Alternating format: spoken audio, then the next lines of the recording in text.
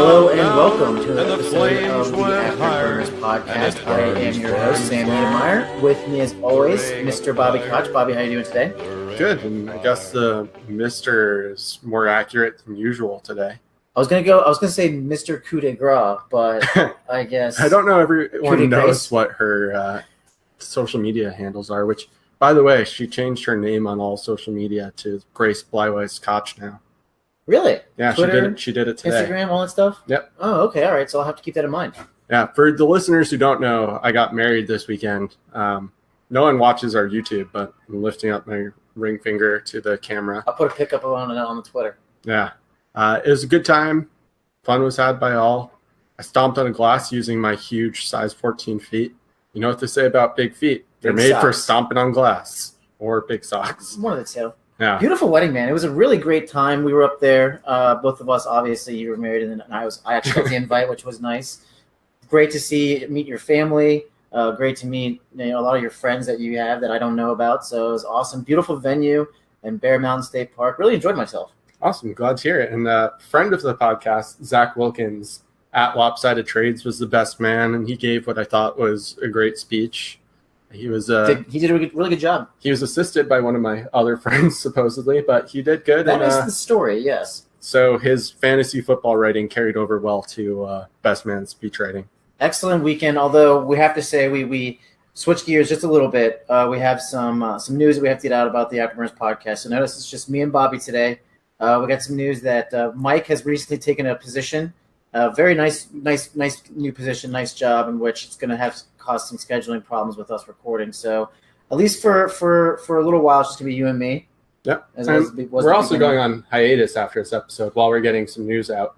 I'm going to be on my honeymoon, so we're not going to be recording for at least a few weeks. But real quick about Mike, am I the only one who finds it really, really funny that he continually burned the fast food service in Kitchener, and now he's a manager at fast food? So I guess they were listening and thought, This guy can show them how it's done, and let's give him a big pay raise. So it's good news for Mike. We're sad that he's not with us, but we're happy for him.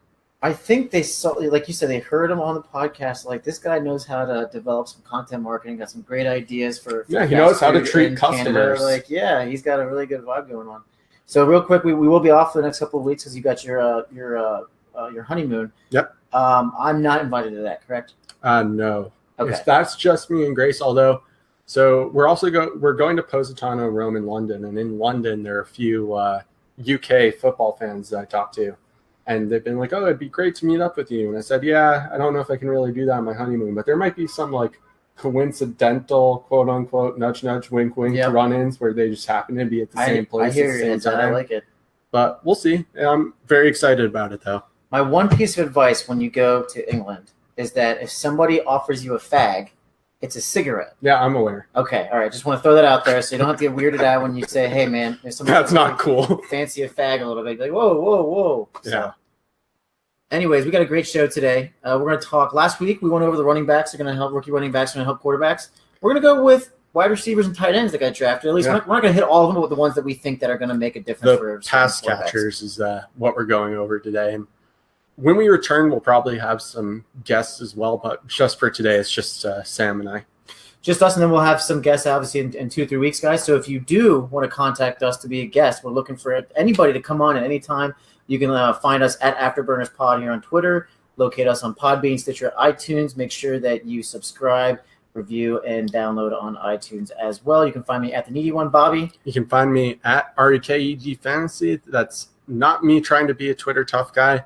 And there are no more references, I'm very sad about it, in my Twitter profile to Blake Bortles because I wanted to put in that I was married to my wife. That was a classy AF move, man. Yeah, it's sad. It really was. I mean, if Grace doesn't get blown away by that level of dedication, dude. Well, she put in, at least for a bit, I think she's removing it, but she did put in a reference to Blake Bortles in her profile because she had room. So that just shows you how much we mean to each other, that I removed Blake Bortles for her, and she added Blake Bortles for me. Speaking of Blake Bortles, real quick, you saw the news last week in which he prevented a robbery or something like that? Yeah, so really quick, I do have to touch on this. Blake Bortles, I told you guys all in my piece for two quarterbacks that he was Batman. Everyone went, oh, Blake Bortles is so bad at football. Let's make fun of Bobby for loving Blake Bortles. And then he helped apprehend someone who's trying to steal. I mean, they're trying to steal his truck. But still, he stopped them. They took our truck. So the legend of Blake Bortles just continues. Tom Brady never stopped anybody. And also, have you ever seen Blake Bortles and Batman in the same room? Think about that. I haven't. Yeah, I haven't either. And now that I think about it, I haven't seen Blake Bortles and Spider-Man or Iron Man in the same room, or it could be any of them. Any of them, yeah. So we're gonna be on the lookout. BOLO for Blake Bortles as the superhero. So cool, good stuff on Blake Bortles. Congratulations on being a crime fighter. Let's go right into the pass catching wide receivers and tight ends that should develop some impacts for some of these dynasty quarterbacks. First one we got on our list here, drafted in the first round by the Carolina Panthers. Yep. Out of Maryland, DJ Moore. Yeah. What do you think of DJ Moore? You like him? I like DJ Moore a lot. He kind of burst onto the scene after his combine. I know he had some good college numbers. What I like the most about this is the Panthers are starting to move away from those big, slow guys like Kelvin Benjamin and Devin Funchess. They're trying to add some more speed to their game. And I really think a lot of people were really mad about the landing spot because they think Cam's inconsistent. But could it also be that, yes, Cam may have some wobbly passes once in a while, but he also just generally hasn't had the best receivers outside of Greg Olsen? So I think this actually helps Cam both now and long term, because I think DJ Moore is going to be a great wide receiver in this league. And he may not be the prototypical wide receiver one type size, but you know, the league's changing where guys like DJ Moore are going to be your wide receiver one. 230 anymore. Yeah. If you're a wide receiver, you don't. I mean, let's face it, like the offensive coordinators are smart enough so that they can develop these slot receivers to get 1,000 yards. Yeah, and the slot receivers used to be a slot receiver. The slot receivers seem to be the guys who get all the volume these days, and generally like your star players. Perfect example, last year, a rookie, even though he was a running back, played for the Carolina Panthers, but was mostly a receiver out of the slot. Finished with about, what do you finish with, 70 catches, 80 catches? Something like that. Christian McCaffrey. Yeah, I don't know how to feel about him. I know some people are like, oh, he'll be fine and DJ Moore will be fine, but they do kind of operate in the same part of the field. So I could see it hurting Christian McCaffrey a little bit. It could, but you could also see McCaffrey going back to like a traditional. Like running back role. Yeah, but they also just got CJ Anderson. So I'm not really sure how that's all going to work out. But I think DJ Moore, day one, assuming no injuries, hits the field and it becomes the primary target for Cam Newton. DJ Moore, combine numbers, he ran a 4.4240, and he had the second highest vertical at 6 foot. I think he's 6 foot, like 210 or something like that. You're right. He's not a tall guy. Look, I'm with you. I think this makes a whole lot of sense. I'm not just going to subscribe to the theory anymore that you need like like your prototypical like wide receiver run who's just this giant bulking guy who can. Well, you of all people especially shouldn't think that, because Antonio Brown is small for a traditional receiver. Yeah, it's all about route running these days. Yeah, and he's arguably, and I know we both agree on this, the current best wide receiver in the game. So I'm going to make a real quick thing too. So Greg Olsen's, I think he signed up for another 2 years. Is that correct? Yeah, but he had been thinking about like retiring to go to the booth. Yeah. So he's thinking about leaving. So even though this theoretically could bring Christian McCaffrey's numbers down, like somebody's going to have to fill that void next year and in the year after. Somebody's going to have to fill that void where Cam feels comfortable on third down going to. It could be DJ Moore. It could be on a 4-yard curl. It could be on a 15-yard like out or like post. Like they also just need options. I mean, I like Devin Funchess, but I don't think by any means he should be your primary target.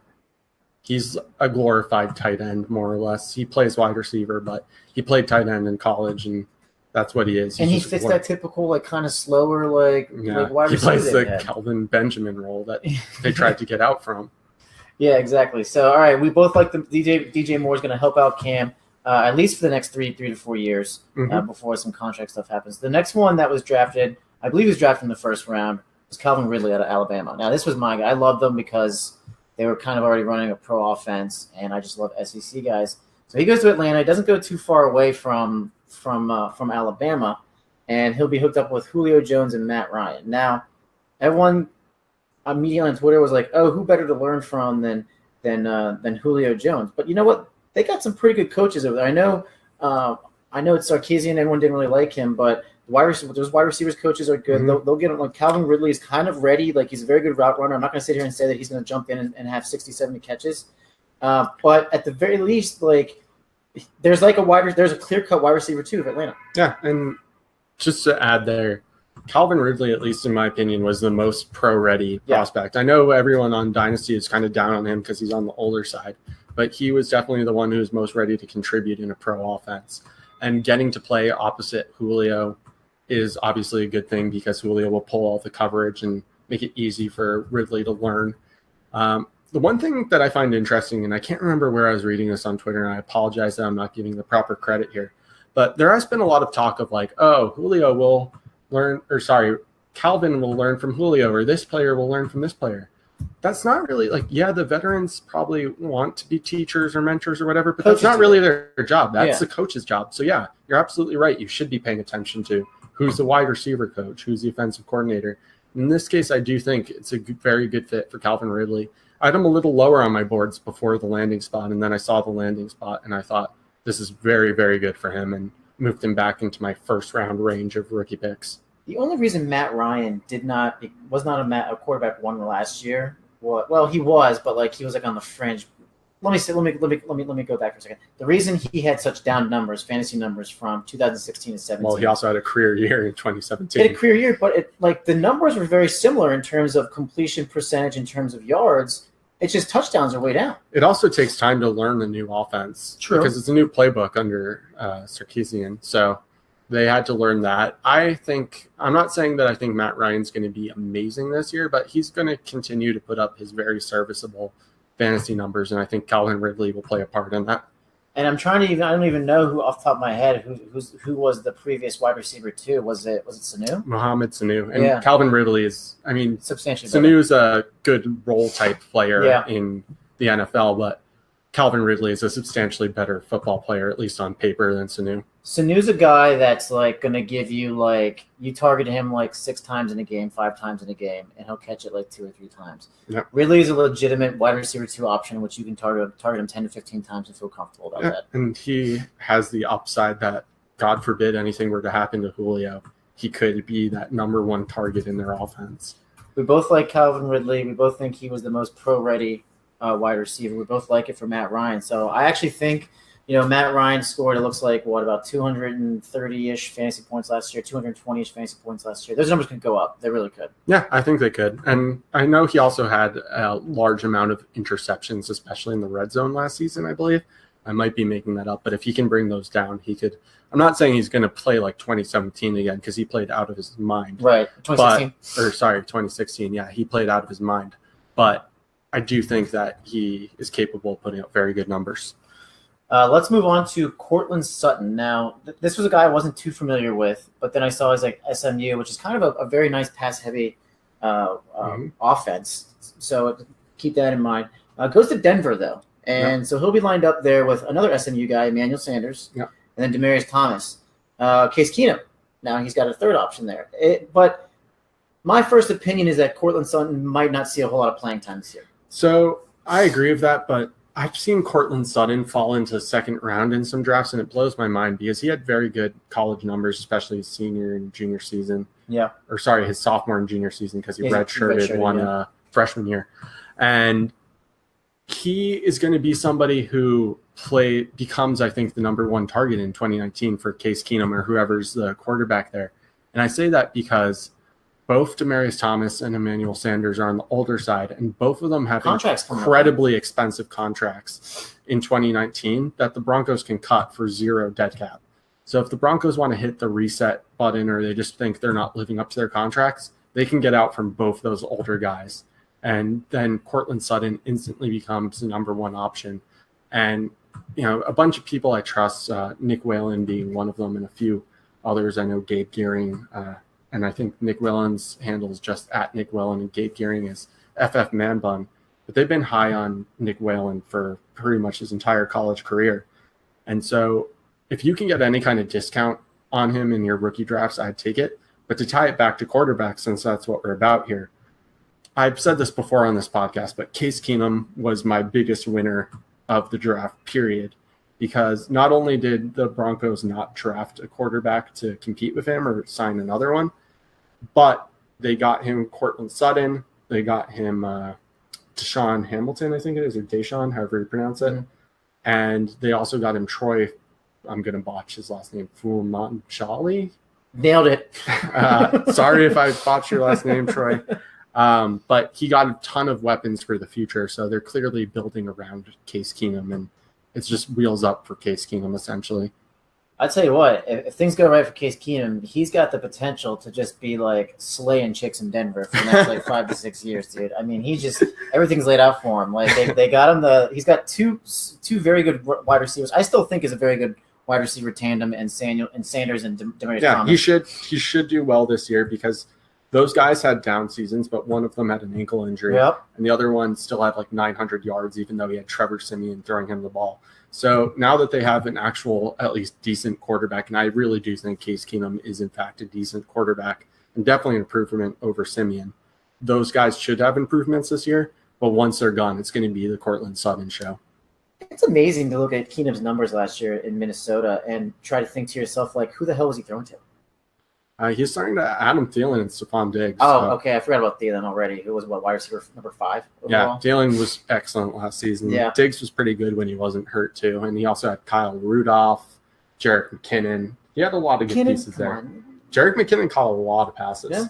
Okay, so maybe I'm just a jabroni for that. Pat Shurmur, and this is what makes me somewhat confident in the Giants' future, not so much Gettleman as we've been over on the pod, but Pat Shurmur now has a history of taking kind of like these not so great quarterbacks or like former Jeff Fisher guys, I guess, and turning them into like decent NFL quarterbacks. So hopefully the fix that he gave Case Keenum last year continues to work in a new system in Denver, but I definitely believe in Case Keenum. I think the only way that Case Keenum is not the quarterback in 2019 as well is if Jeff Fisher somehow takes over the Denver Broncos.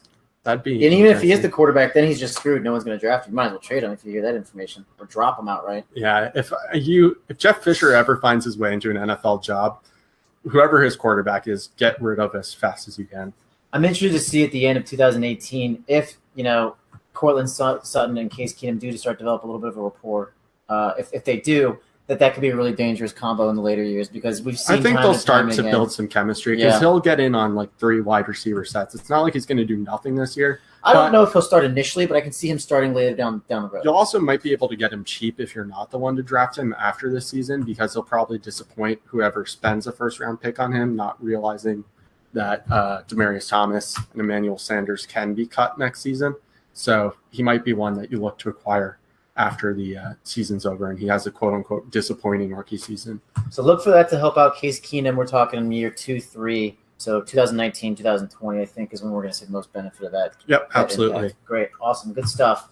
Next one we got on this list here, Christian Kirk out of Texas A&M. Yep. Is it Texas A&M? Yeah, Texas A&M. Yeah, you're right. And he was drafted by the Cardinals. Mm-hmm. So there's going to be a combination of what we think will be Sam Bradford and then eventually Josh Rosen. Yeah, real quick, I saw a story and apparently the Cardinals weren't concerned about it, but Christian Kirk was arrested recently for throwing rocks at cars somewhere. So he might have some maturity issues, but I'm more excited about him in tandem with Josh Rosen than I am Sam Bradford, obviously, because 100%. Sam Bradford, kudos to him, but I wasn't even sure he was ever going to play again after his knee injury. And Josh Rosen was I wanted him for the Giants. And the idea that they can grow together, especially since the only thing in Christian Kirk's way of being a number 1 wide receiver for that team is a Larry Fitzgerald, who's probably on his last legs as much as I love Larry Fitzgerald. The idea that they're just going to grow and develop this chemistry together, I think is going to be very, very good for both Josh Rosen and Christian Kirk. So I'd be looking to acquire both of them if they're cheaper, especially Rosen because he may not start right away. You said something that was really interesting to me. Can you think of any person off the top of your head that doesn't like Larry Fitzgerald, either as a person or like as a fantasy player? I can't. I think it's universal. No, pretty much. Yeah, you're right. Pretty much everyone I've talked to on Twitter, at least, has only good things to say about Larry Fitzgerald.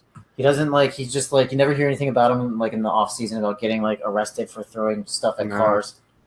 From everything I hear, he's pretty much a class act. So, and Larry Fitzgerald is obviously having a Hall of Fame career, and we should appreciate it while he's still around. Yeah, he's definitely in the Hall of Fame. But it is part of our jobs as people who like to talk about dynasty football to think about what the future is going to be like after Larry Fitzgerald is gone, because I don't think anyone's going to say, oh, Larry Fitzgerald is going to play another 3 seasons even. Oh, no. If and in the way it's shaping out, it looks like Christian Kirk is going to take over his reins. Like, absolutely. Yeah, if that's at least the plan for the Cardinals. And they could always bring in someone else after the season. They could draft another wide receiver. But at least as of now, Christian Kirk is in a very good position to get a lot of target share in an offense led by Josh Rosen. And that's a very good thing for both of them. So the whole throwing stuff at cars, even after – so apparently – most of the GMs and coaches, it looks like all the GMs and coaches, kind of scouts and GMs, kind of knew about it before the draft, and the media didn't.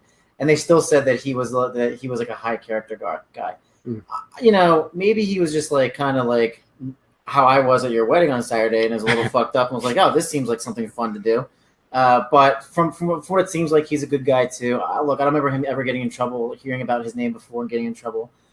You know, but I'm with you. It's his value comes with Josh Rosen. It's not with Bradford. The Cardinals are in full rebuild mode. It seems like at least they will be. We think by like week 6. The Cardinals don't think they're in rebuild mode, but they should be and will be. Yeah, so it makes sense to they'll start Bradford, which is fine. But we're looking at next year, the year after, and then hopefully what we think is a long time from Rosen to Kirk. Yeah, they'll have good chemistry, I think, and it's a good fit for each other. And it's interesting because I've noticed so far everyone we've talked about, we've just been, oh yeah, this is great. So maybe we have, I don't know, I can't even remember who's next on the show sheet, but maybe whoever's next, I'll have to even if I think it's good, I'll have to say they're bad just so I don't keep sounding like everything's awesome. The only thing that does that could the only thing that is kind of, I would say maybe doesn't work in Christian Kirk's favor. I don't, he's not a big guy. Like I said, we were going over like Antonio Brown talking about he's barely 6 foot. It says 6 foot, but we all know he's not like 6 foot. He's like 5'11". He's a great route runner. But the thing about Antonio Brown is he plays a lot bigger than what he is. Mm-hmm. Christian Kirk does strike me as somebody who's a little bit more like I don't want to say like Deshaun Jackson because he was like super fast or like Santana Moss or any of those guys. But you kind of worry about I feel like I've heard. I might be making this up, but I feel like I've heard like a Golden Tate comparison. For I could see Kirk. Golden Tate. So I could see Golden Tate, which isn't a bad comparison at all. Yeah, I don't know who made it. I'm very bad at crediting people today. Golden Tate, by the way, he just opened up an ice cream shop or a cake shop or something like that. That was Marvin Jones. Oh, it was Marvin Jones. Yeah, that's right. Yeah. How funny was that interaction on Twitter? Yeah. Well, for people who don't know, that was he opened up a cake shop, and someone asked him why he would open up like that chain because it sucked basically, and he's like, "Well, it's my wife's, and she loves it, and she loves the recipe, so shut the fuck up, more or less." And it was somebody that was like a big name reporter too. Yeah. He basically just put the guy in his place. So good for you, Marvin Jones. more evidence of broadcasting genius in the sports world that we see so every day. So we have a few more guys we're going to hit on here for this. Chicago Bears take Anthony Miller. So the idea is that Mitchell Trubisky will be his guy. Anthony Miller, wide receiver from Memphis. Another guy who's a little bit older. He played all 4 years, redshirted too. Does that factor in at all here with the Trubisky thing? Does it matter? I'm starting to, and I know the dynasty community is probably going to roast me for this, but I'm starting to be a guy who doesn't really care about rookie age that much. And the reason I say that is because if you play in these 2 or 3 year windows, or you're playing to win now, which I think you always should be.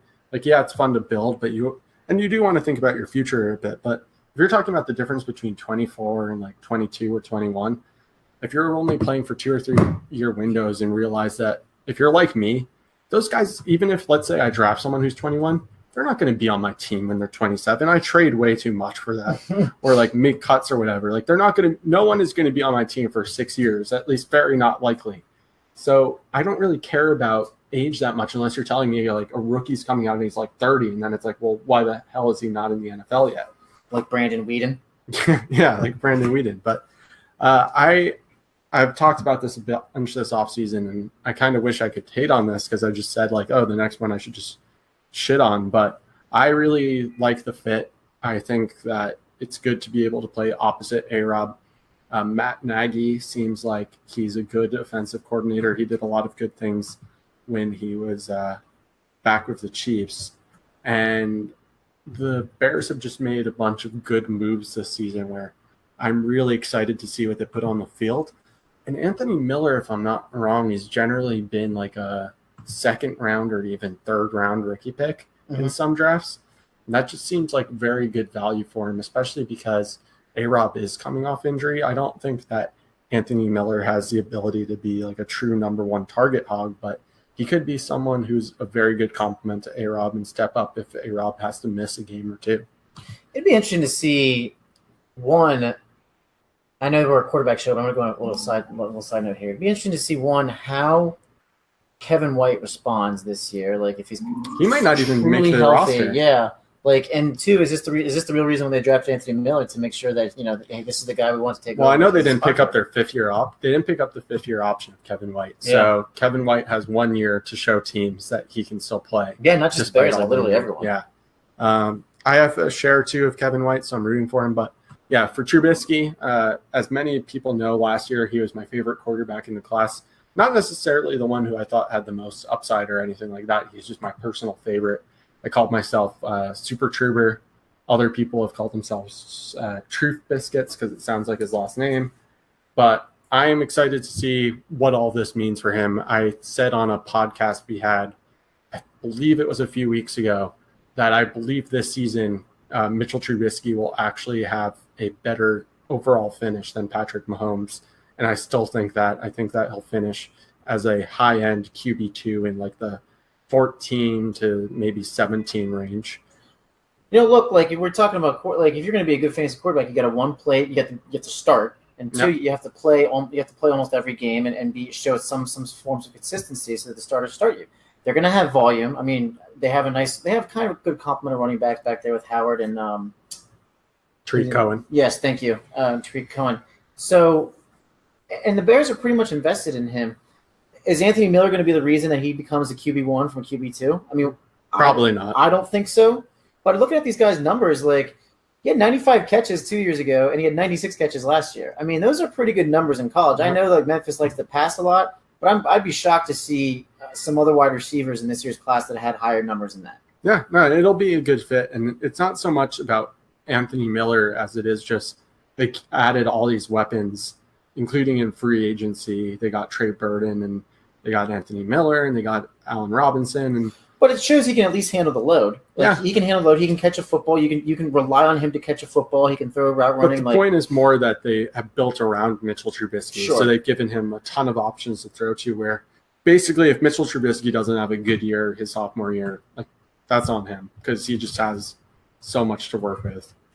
So if the Bears are bad and if the Browns are bad, who loses their job first, Hugh Jackson or Mitchell Trubisky? Mitchell Trubisky, I don't think is going to lose his job because they traded so much to get him.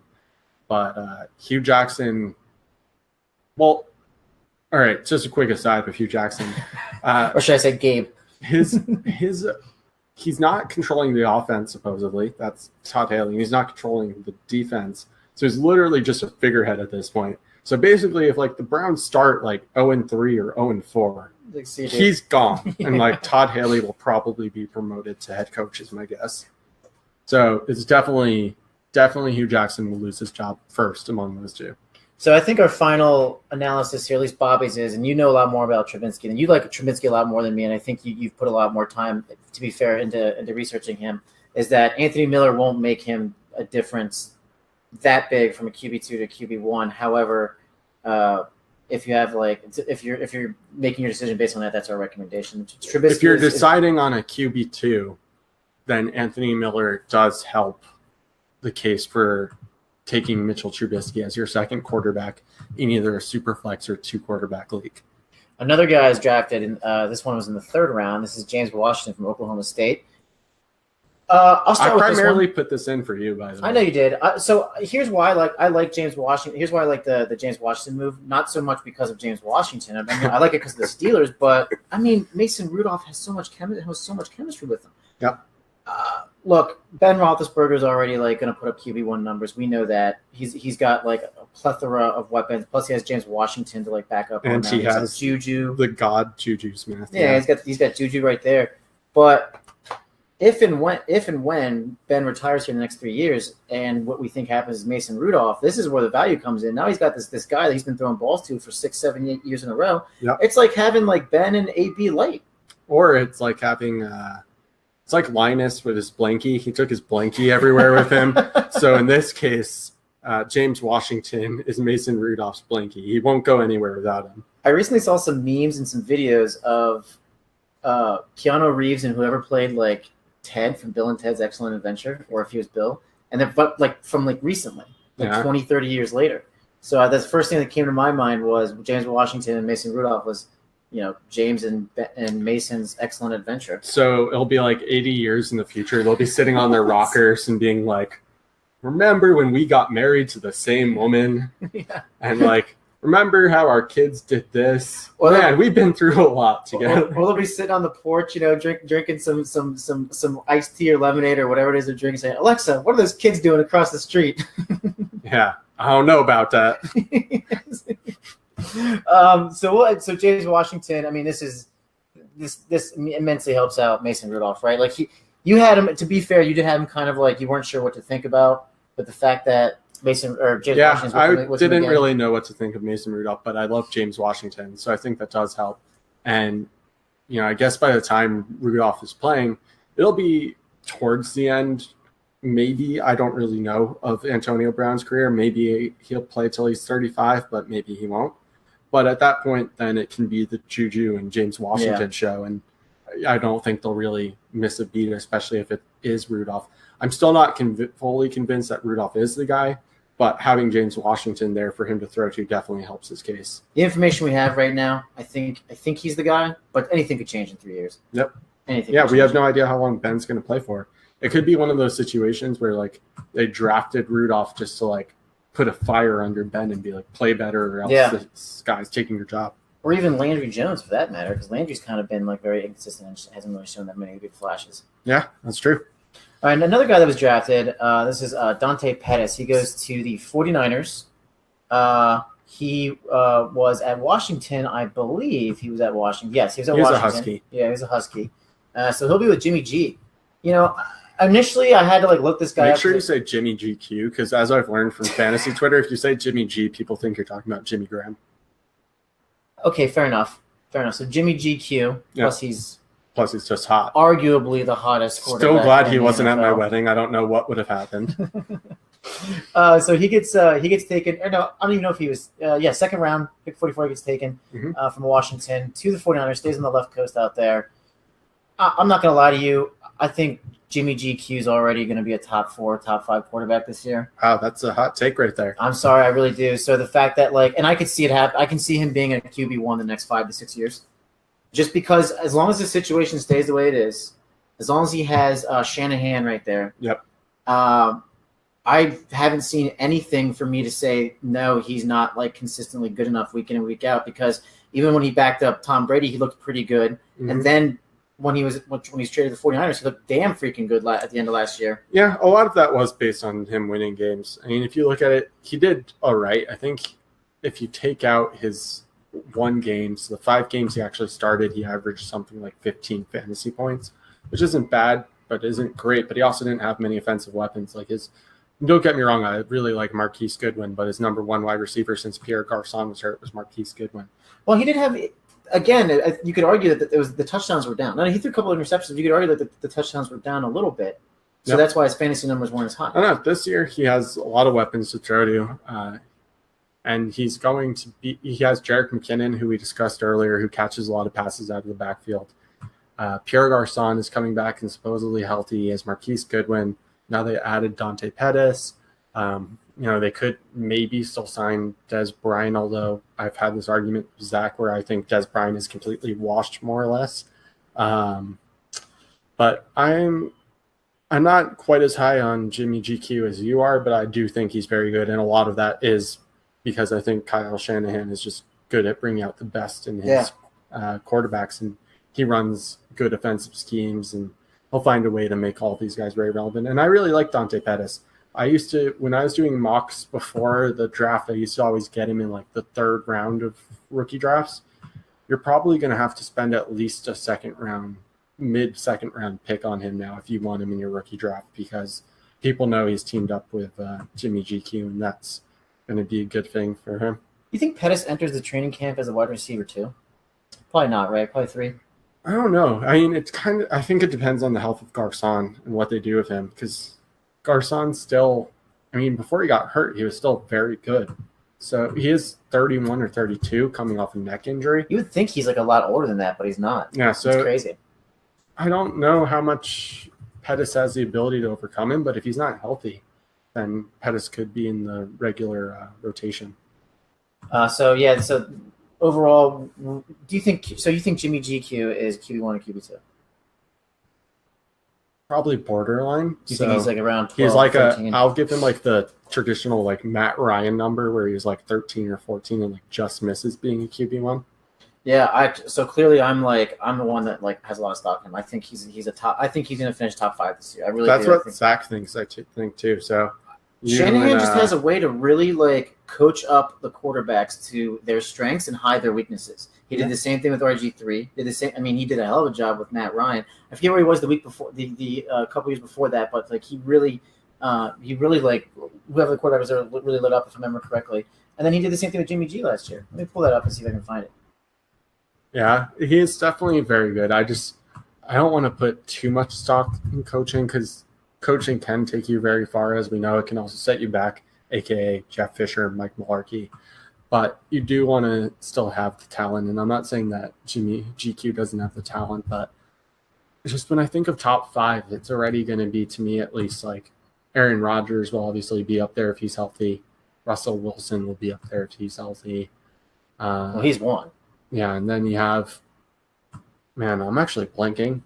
Cam Newton's probably going to be close to being up there. Yeah. I would imagine Tom Brady's probably going to be up there.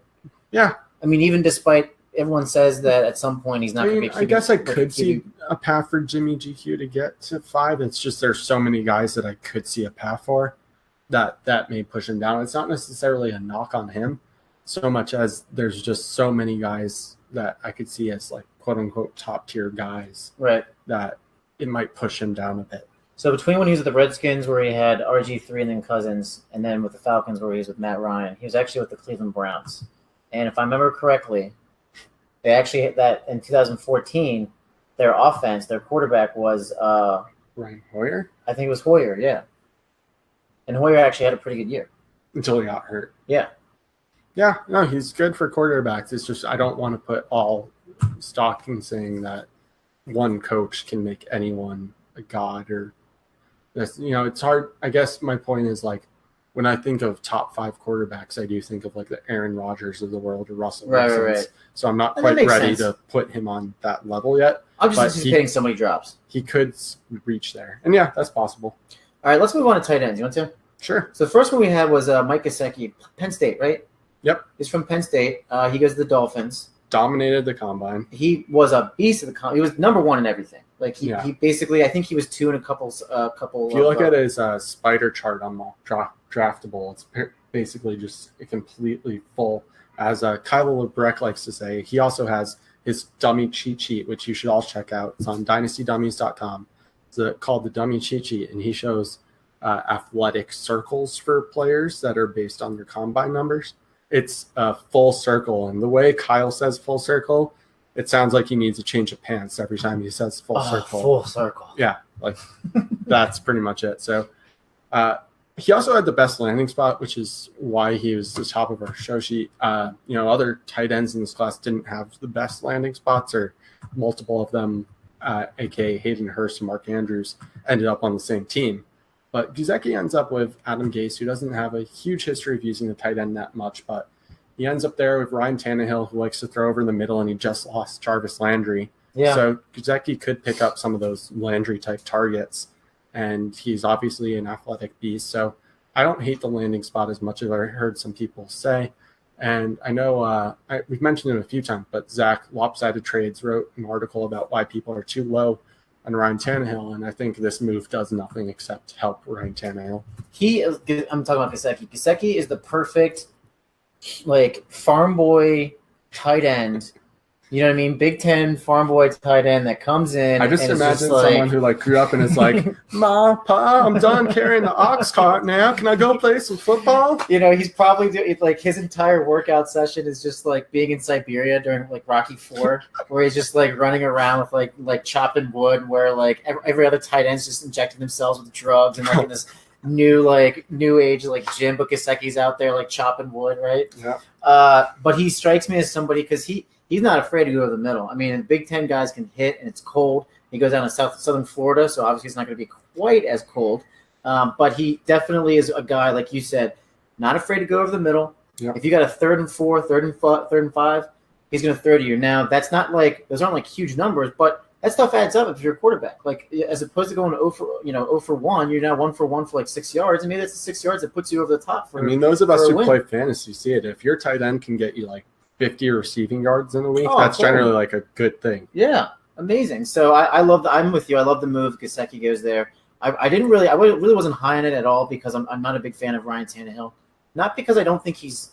Well, yeah, actually, I think he's not that good. but this will definitely help out if you're a Tannehill owner. It will definitely help you out. I don't know if he's a long-term answer, but you definitely feel better if you're a Tannehill owner. For Tannehill, they at the very minimum, just to go back to the draft for a second, they did not draft a quarterback highly. I think they took one in the 6th or 7th round, if I recall. Mm-hmm. But his job's at least secure for this season.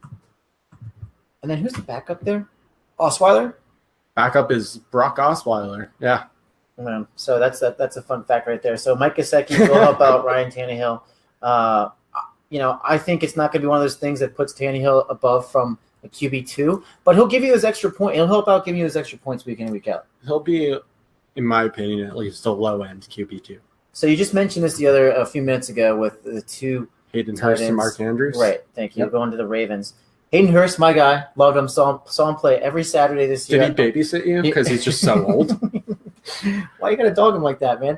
I watched, and plus I'm that young, right? I watched basically every South Carolina game this year, and I was able to watch him. And I don't know if I can say what I think I want to say about Hayden Hurst objectively without being Joe Flacco immediately comes from a QB3 to he's QB2. Now the QB1, not just a QB1. The shirts are finally correct. He's finally elite. Yeah. It's Baltimore though. I don't know how much stock I can put. I know they had. That's where receivers go to die. The receivers that. Well, that and the Dixon Bills. and their other tight end too. That they had for 4 or 5 years. Max Williams was hurt. Just kind of going back and forth. To be fair, I think. I don't know what to think about this move. I love Hayden Hurst, obviously, but then it's you get Mark Andrews, and that's just kind of double. Andrews is a better pass catcher. So for fantasy purposes, Hurst is probably a better athlete, though. Andrews is probably the one you want to target just because he's a better pass catcher, and also because the Ravens have such a bad O-line that I'm guessing Hurst is going to be asked to block a lot. He's going to be more of that blocking tight end role. For whatever reason, the Ravens always love to draft 2 tight ends. Yeah, so when they got Max Williams, who I just mentioned, they also got Crockett Gilmore, who's gone now, I guess. But yeah, I'm really not sure how to feel about it, and I also don't think not Ryan Tannehill. Still stuck on our last subject clearly. Joe Flacco is long for fantasy relevance. I could see where they struggle to get out of the gate, and Lamar Jackson starts right after 5 games or something like that. I don't know if he's going to start that soon, but I understand where you're coming from. Lamar Jackson is the future of the Ravens already, and the leash on Flacco is short. So let's make this quick. Mark Andrews, Hayden Hurst, not going to help out Joe Flacco. He's basically going to be stuck in purgatory. Yeah. I mean, it might be a good buy low now, if just in case someone has an injury and wants to pay you for a starting quarterback, but I'm not going out of my way to get more Joe Flacco shares. Another tight end drafted was Dallas Goedert. He goes to the Eagles. And interesting enough, I'm thinking Carson Wentz went to what, North Dakota? I don't recall. So Goddard it looks like he went to South Dakota State. Wentz, I believe, actually, now I think about it, was North Dakota. But the thing that's interesting here is that the Eagles do quite a good job of developing all of their positional players to be weapons in this very effective offense. They also run a lot of 2 tight end sets. Right. Because I know people were upset because they already have Ertz. But I think Ertz might even have some contract stuff going on in the next season or two. The one thing I will say about Dallas Goedert is, and I've heard this said on other podcasts, I think it was the Fantasy Life podcast I was listening to earlier today, where Travis May, which is at FF Travis May, I believe. I'll correct myself later if that's not the case.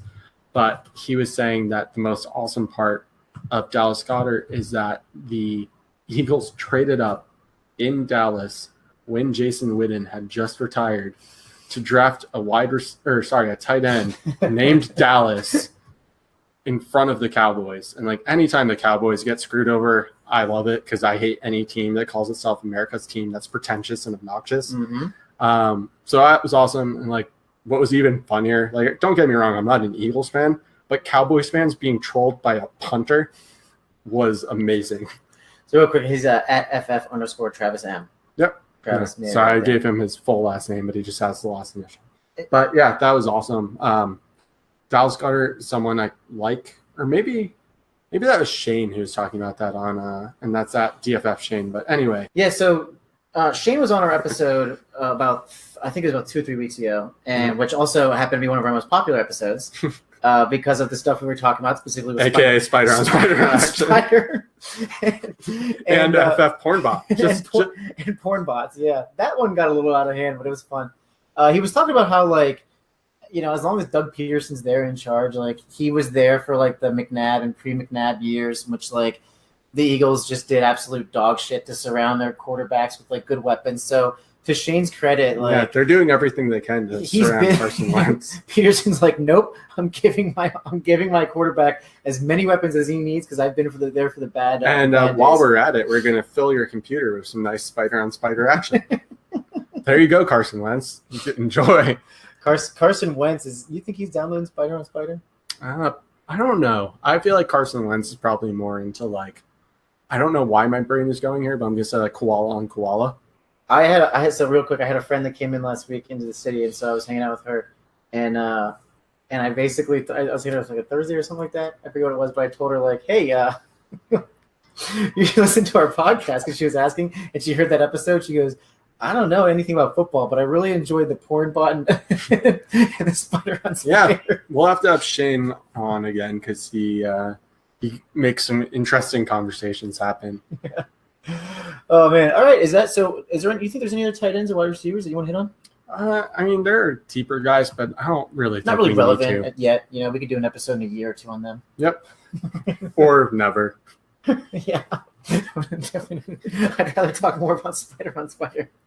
This podcast is actually transitioning just to talk about random animal on animal action that we can come up with. And for context, that wasn't actual animal on animal action. We were talking about Kylo Letta and another former Spider. So I guess we'll have to find like different mascots, like bulldog on bulldog action, and then make it about like people who went to Georgia. Is that right? Georgia Bulldogs, right? Yeah. So we have get Gamecocks, and Joe Flacco went to Delaware, so you got that Gamecock blue hen. Blue hen action. All right, we're running out of time, so we're gonna finishing up here. We're gonna go right to our afterburns. I'm gonna be honest with you, I wasn't really prepped for having any afterburns. I don't know if you have any. I have a decent one. So first, I wanted to start by saying, like, initially, what I was gonna say is gonna be like very gooey and like, oh, I don't have anything to complain about because I just had like a really great wedding. And it was one of the best weekends of my life, and that's true. Mm-hmm. I put out a video earlier today thanking everyone in the fantasy community who reached out to me. But there is one thing that happened during the wedding, and it's not what you think I'm going to say. I know you wouldn't bring that up, so I'm not. What it is I went to lunch with my groomsmen on the day of my wedding, and everybody ordered, and I had the nervous shits because I was getting married later that day. So I just wanted plain pasta. So I ordered plain pasta. No sauce. No sauce. Nothing. You're kind of psychotic. And this guy, who's like high school student, whatever, looks at me as like, huh? Like what? Like I don't understand because I'm brain dead. I'm like, can you just bring me some plain pasta? And then like after like 2 minutes, he finally gets it, goes away. Later, all the food's coming out. everyone's being served like they're really complicated dishes. Plain pasta, nowhere in sight. Yeah. And I even explained to him like why I was ordering plain pasta. I'm like, I'm getting married today. I'm just trying to like eat plainly so that I don't make myself sick or anything. And eventually I had to ask him about it because enough time had passed that I was like, all right, dude, like where's my plain pasta? And everyone around you has food except for you. Yeah, exactly. So he comes back, he brings the biggest bowl of plain pasta I've ever seen. I'm like, all right, I guess you're trying to make up for it, whatever. But then he has the audacity to put a little bowl of Parmesan cheese, not on the pasta, just next to it. So it wasn't that bad. But I was really tempted to be like, dude, I said plain pasta. How hard is it to just go, I put some pasta in the cheese just talking to you, like, it's like put me on this. But like I put some pasta in a hot water, or I boiled some water, put the pasta in, and I brought it to you. Apparently this is rocket science to this like high schooler who doesn't understand how to make plain pasta or tell the kitchen to make plain pasta. They're like, oh my God, plain pasta. Nobody's ordered that in 1,000 years. So yeah, that's I guess because Mike's not here, I had to burn the food industry. Food industry, right? Well, I was going to say, why didn't you go with soup then? Oh, by the way, there was no soup served at my wedding. We do not cater to big soup. There was only salad and chicken and fish and other meats, but no soup was served whatsoever because soup in May is weird, and I still stick to it. It was a little cooler than normal. It was because it rained, but still no soup allowed. Well, I don't know if I was going to have a burn ready because everything's been coming up Sam lately. I had a great time at your wedding. The Caps are up 2-0. Yeah. The Nats are cruising, right? Like, you know, I've got this potential opportunity coming up with employment, which I'm pretty excited about. But I think the one thing I'm going to burn is last week before the Eastern Conference Finals in hockey started, all the experts at ESPN, almost unanimous, did not pick the Caps. Tampa Bay Lightning in either 5 or 6 games. So guess what? Not going to happen in 5. Still could happen in 6, but I think at this point it's not going to. We go up 2-0, coming home back to the Capital One Center, which to me was always like the Verizon Center, but they have this changing of the stadium every year. So back in DC, and I think my burn is to all the quote unquote experts at ESPN.com in big hockey. We're calling this one out. Big hockey. Big hockey. Or we're just calling everyone big now if we don't agree with them. Like some random grandma on the street, we don't agree with her, so we're like, "You're big grandmas." I got to say this about big soup. I was sitting in Grand Central getting ready to take the train on Saturday. Yeah. And I went to the bar and I ordered a drink, and then this couple came over next to me, sat down. They're both from England. Yeah, so you might see them. All right. And the bartender goes, "Oh, what do you guys want?" And he realized they were from England. He goes, "Oh, so do you want ice in your water? No, but sorry, in your beer." And so like, I looked over and I was like, "What? Like you guys drink you get ice in your beer?" It's like, "Well, only if it's like certain times, if it's certain beers, blah blah blah." And I was like, you know what? Like I'm gonna side with big beer here. I think you should never have ice in your beer. I don't know what you're doing. And I thought that was an American thing. They looked at me like, "What? No, dude, you don't put ice in the beer." Yeah, but my dad went there abroad and like, I don't know. All I know is if you go to like Italy, for example, and ask for like ice in your soda, they think that's weird. So like Americans definitely use ice more in like normal drinks. Like soda and what? Yeah, or like juice. I don't know. Like they don't believe in ice. They're anti big ice. They're not big ice. So maybe it's not in England, but like in Italy, maybe if you ask for like ice in your beer, they'd be like, "What the fuck's wrong with you?" Yeah, I don't know if I could do it. No ice in my beer. Yeah. Are you gonna put ice in your beer when you go there? I've never had ice in my beer. Also, probably not. I'm going to just eat gelato until I explode. It's the best over there, man. Well, it's also I can eat it. For whatever reason, the process of how they make gelato is such that a lactose intolerant person who normally if they have like one sip of milk or anything, like would just be on the bathroom for the rest of the day, can eat gelato. So whenever I go there, literally like every meal, I will have gelato after or for the meal. That's exciting, man. Yeah. I'll be super fat, but I'll be happy. Super fat, definitely happy. Great time this weekend, man. Really enjoyed it. Thanks so much. And again, we wanted to say thanks again to Mike. We know you got a really good opportunity with this new position, so we were happy to have you on. And this is just short term. We'll see what happens in the future if we can work it out. But for the short term, thanks so much for being a part of it and joining us every week and being a jabroni with us. Yeah, we'll have to find ways to still burn Kitchener. I don't know. We got to visit, man. Visit Kitchener. Guys, thanks so much for listening. Again, we're going to take a couple weeks off as Bobby goes to travel the world. Well, just parts of Europe, I guess. We'll be back around probably mid to late June. Mid to late June, definitely. So, again, you can find us at Afterburners Pod. This is episodes and previous episodes are on Podbean, Stitcher, and iTunes. Be sure to download, subscribe, and review our episodes. And follow us on Twitter at AfterburnersPod. If you have a question via email, want to be a guest, send it to theafterburnerspod@gmail.com. I am at the Needy One. He is at Rick Fantasy. Thanks for listening. Have a great couple of weeks. Until next time, ciao.